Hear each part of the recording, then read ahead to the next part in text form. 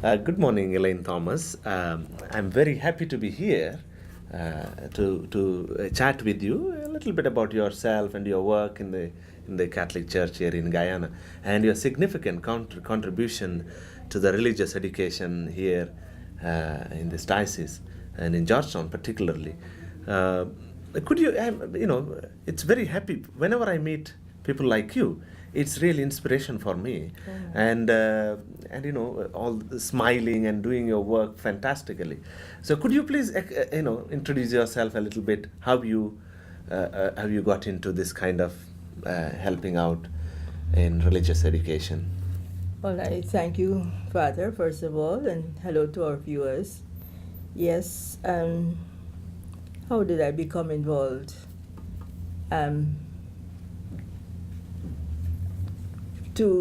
In connection with my work at the Religious Education Department, I can say that it happened at a time when I was looking for a new direction in life. And as we say, waiting on the Lord. And two priests approached me. One, Father Monty, came asking for assistance with the catechetical program at the cathedral. And then Father John Prasad, to become involved with the work of the Religious Education Department as it was known then. Okay. So from then, which was about 23 years ago, my life has been very different from what it was. Yeah, and it's lovely to hear you, because you have that joy on your face when you share about your own introduction into this religious education department.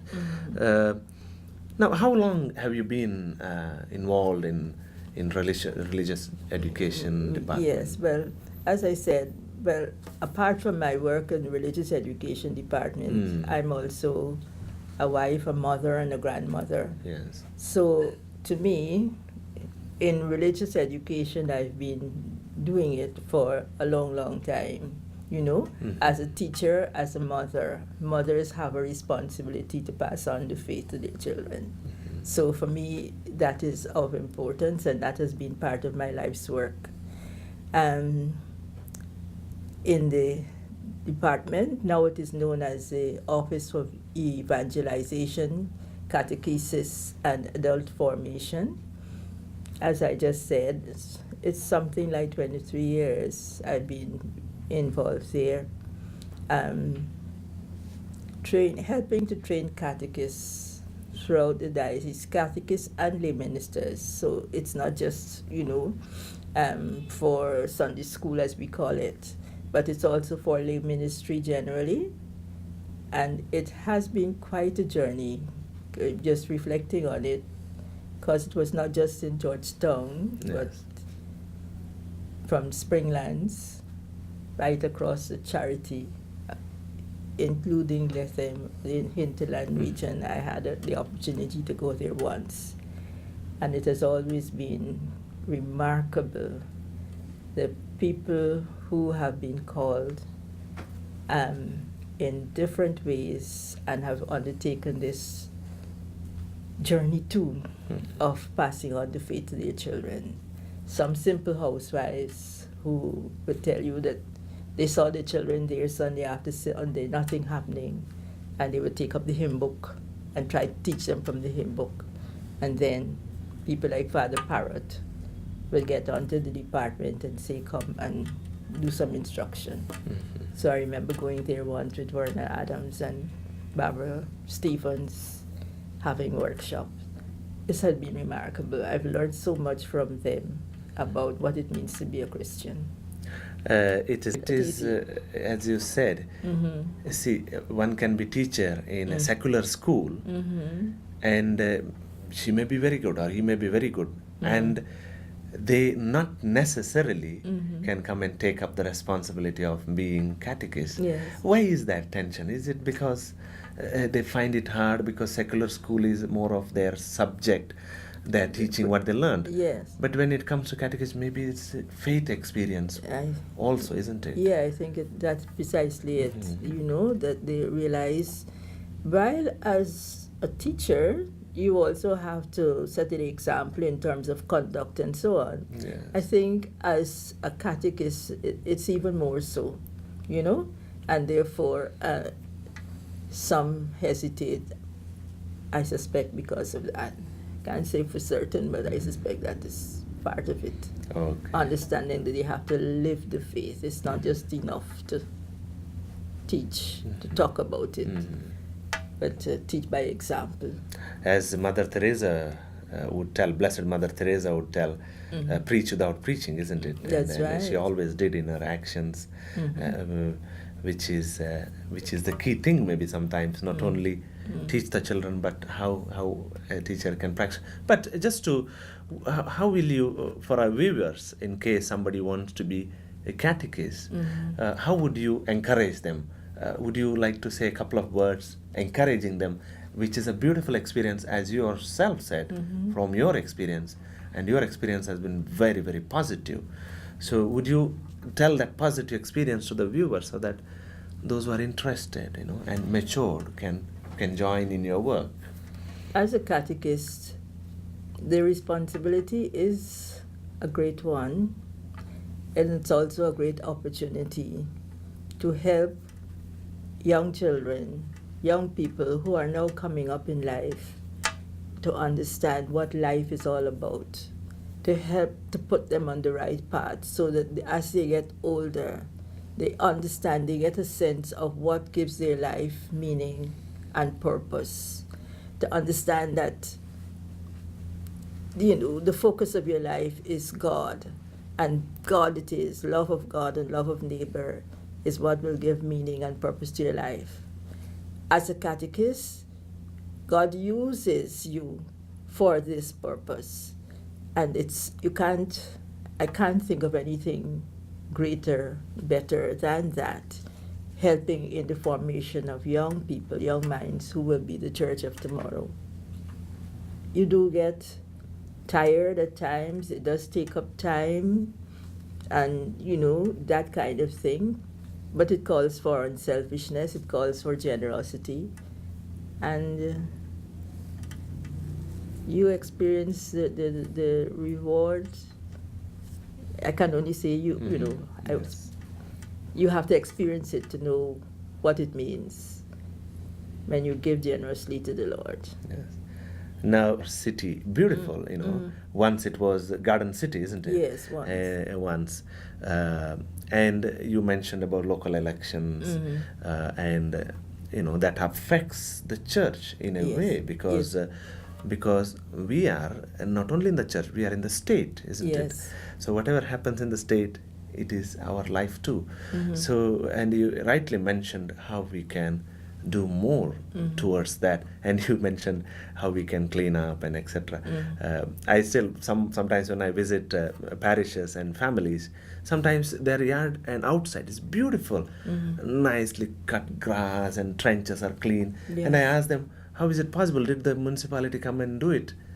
They said, no, we ourselves do it, That's correct. Yeah, and raise money That's from that, right. yes, and Yes. try to do it, Yes, we have to pay to do our parapets in our yard periodically. Yes, I know many citizens are doing that now, because we want our environment to look good, to be attractive and clean.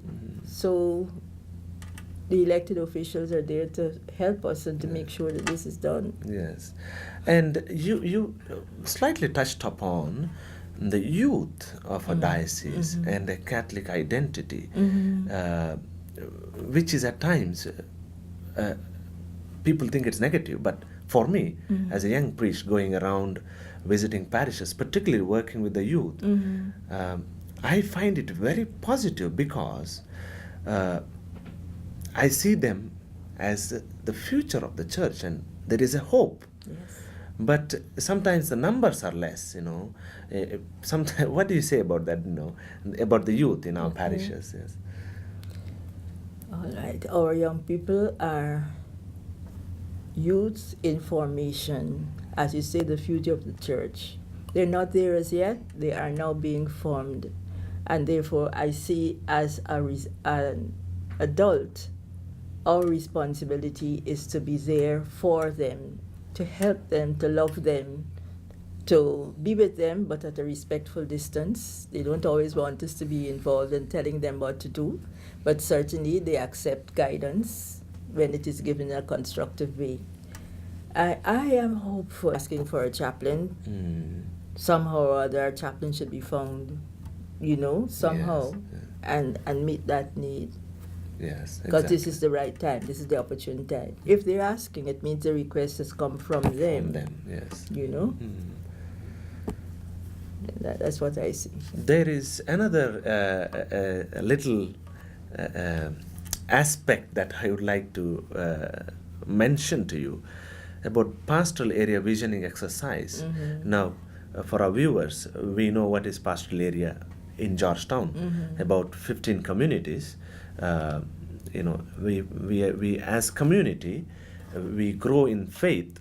We don't have particularly a resident parish priest in each parishes, but a team of priests who administer sacraments to different communities here in Georgetown.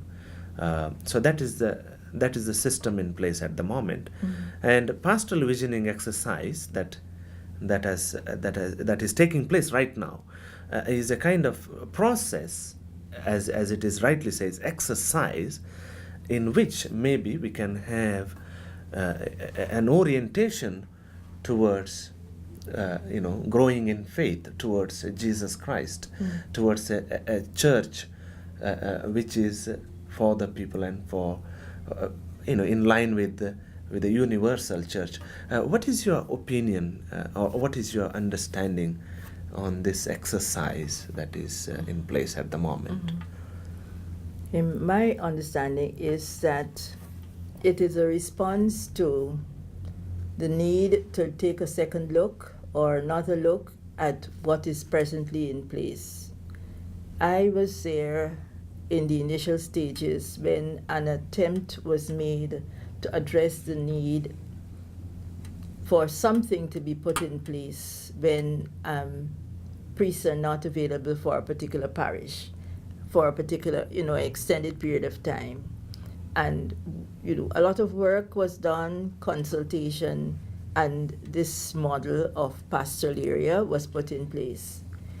It is right that after a number of years and after people have been expressing their opinions, it is right that another look should be taken, and that we should seek to see, well, what changes need to be made, what else should be put in, what else needs to be done, to help us to understand that whether we have a parish priest or whether we have a team of priests, we are church, we are pilgrims on the journey, and therefore our focus must remain the same, whether there's one priest or there are a team of priests and so on.